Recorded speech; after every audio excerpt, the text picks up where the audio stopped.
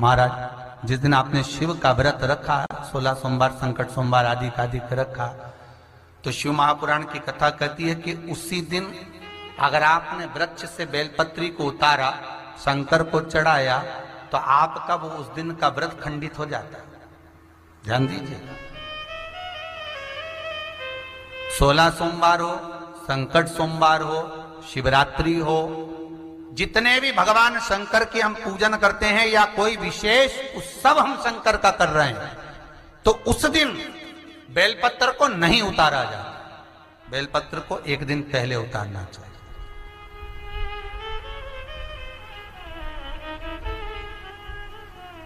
धोकर, साफ कर कर, निर्मल वस्त्र में उसको संजो कर रख देना चाहिए।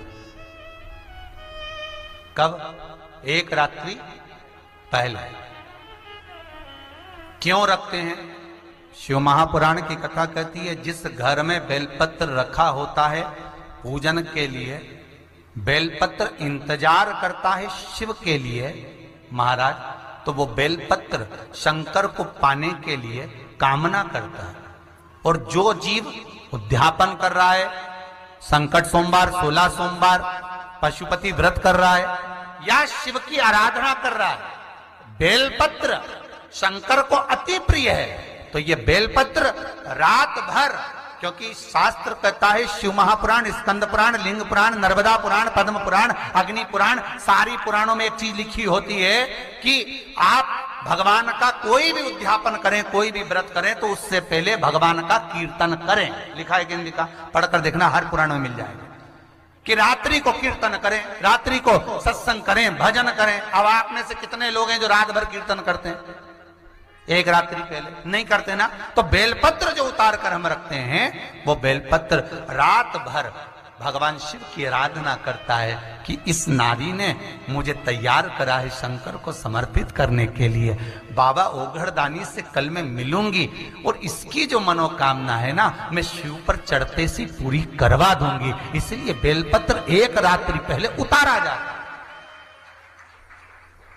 पर इतने चतुर चतुर लोग हैं, कल आज सोमवार है तो आज ही अपने घर वालों से कहेंगे आज हमारा व्रत है सोमवार का, जाओ जरा बेलपत्र लेकर आओ, जाओ जरा पूजन का ये बेलपत्र लाकर रखो। अब उसी दिन, और कितना कितना लिखा है महाराज कि बेलपत्र दोपहर के 12 बजे के बाद तोड़ा गया बेलपत्र शंकर उसको स्वीकार नहीं करता,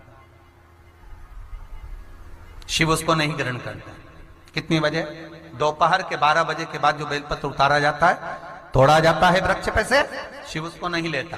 12 बजे से पहले बेलपत्र उतरता है महाराज। तुलसी का दल आप कभी भी उतार सकते हो शाम से पहले, पर बेलपत्र का नियम है 12 बजे से पहले उतर जाना चाहिए। अब कई माताएं कहती हैं हमने तो ये व्रत करा, हमारा तो काम ही नहीं हो रहा, हमने तो करा, हमारा काम ही, तो उसका कारण है तुम जरूर गड़बड़ करिए, कुछ ना कुछ कमी। आप शिव जी के सम्मुख में शंकर भगवान के शिवलिंग पर जब बेलपत्र चढ़ता है, तो बेलपत्र का जो सीधा भाग होता है वो शिव जी के शिवलिंग पर होना चाहिए, उल्टा भाग ऊपर होना चाहिए। बहुत ध्यान से समझना हो। जब नंदीश्वर को बेलपत्र चढ़ाते हो, नंदी जो बाहर होता है उसको बेलपत्र चढ़ाते हो, तो नंदी को 2 जगह बेलपत्र चढ़ती है, आपको ध्यान में होगा। पहली बेलपत्र नंदी को जब चढ़ती है तो नंदी के सामने चढ़ती है, तो उसका बेलपत्री का जो डंडी का मुख है वो नंदी की ओर होता है, और बेलपत्री की पत्ती का मुख शंकर जी की ओर होता है। समझ में आ रहा है सबको?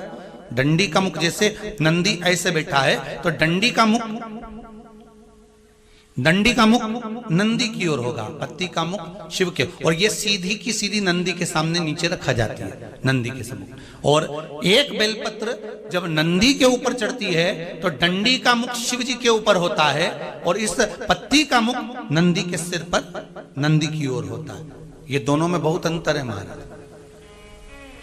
जैसे कोई बच्चा कोई कंपटीशन एग्जाम के लिए जा रहा हो या कोई परीक्षा देने के लिए जा रहा हो, और पढ़ाई करे, स्मरण करे, तैयारी करे, वो अपनी जगह पर है। और ऐसा नहीं होता कि बच्चे पढ़ते नहीं है या तैयारी नहीं करते हैं। इसके बाद भी अगर उनका इंटरव्यू में पास नहीं होते या एग्जाम में पास नहीं होते तो उसके लिए ये दोनों बेलपत्री बड़ी काम करती है। बहुत ध्यान देना, जो नंदी के सामने बेलपत्र रखकर जाना, शिव जी के सम्मुख में बेलपत्र रखकर जाना, मतलब नंदी के सम्मुख में जब रखाएगी तो डंडी जम के बोली है कहाँ होना चाहिए, नंदी की ओर, और जब ऊपर रखाएगी तो डंडी शिव की ओर हो। ये दो बेलपत्र रखकर शिव जी का स्मरण कर कर जाएं, कार्य सफलता की ओर बढ़ता है। कोई काम के लिए आप जा रहे हैं तो उसमें सफलता मिल जाती है, उसमें सफलता प्राप्त हो।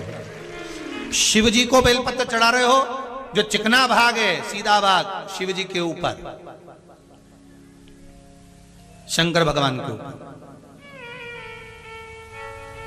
थाली में अगर शिवलिंग का निर्माण कर रहे हो, पार्थिव शिवलिंग का निर्माण कर रहे हो, तो थाली में जब बेलपत्र रखोगे तो सीधी रखोगे, फिर उसके ऊपर शिवलिंग का निर्माण करो।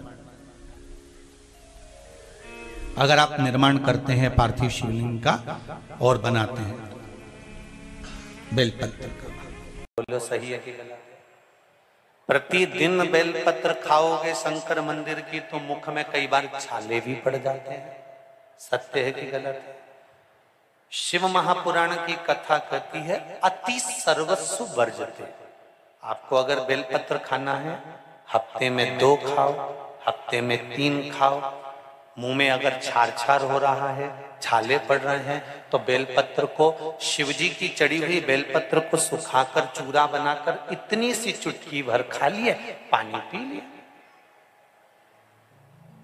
लीवर गड़बड़ हो गया है, डायलिसिस चल रहा है, किडनी गड़बड़ हो गई है, डॉक्टर बोल रहा है कि डायलिसिस करवाना पड़ेगा, तो बेलपत्री के पीछे की जो डांट होती है,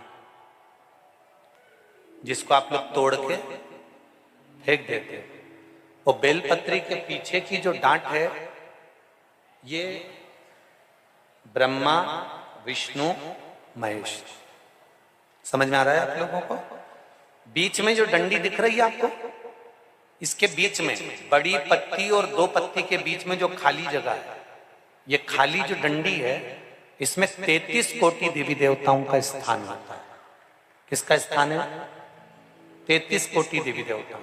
इसलिए बेलपत्र चढ़ाते समय बेलपत्र को इस जगह से पकड़कर समर्पित किया जाता है कि 33 कोटि देवी देवताओं का स्पर्श कर कर, ब्रह्मा विष्णु महेश का स्पर्श कर कर चढ़ाया जाता है। बेलपत्री के नीचे की जो डंडी होती है, ये 2 पत्ती से लेकर नीचे का जो भाग होता है, ये स्कंद पुराण कहती है, इसमें 64 योगनियां और मेरी माता पार्वती का संपूर्ण जितनी शक्तियां हैं, वो सारी शक्तियां इस डंडी के अंदर विराजमान होती हैं।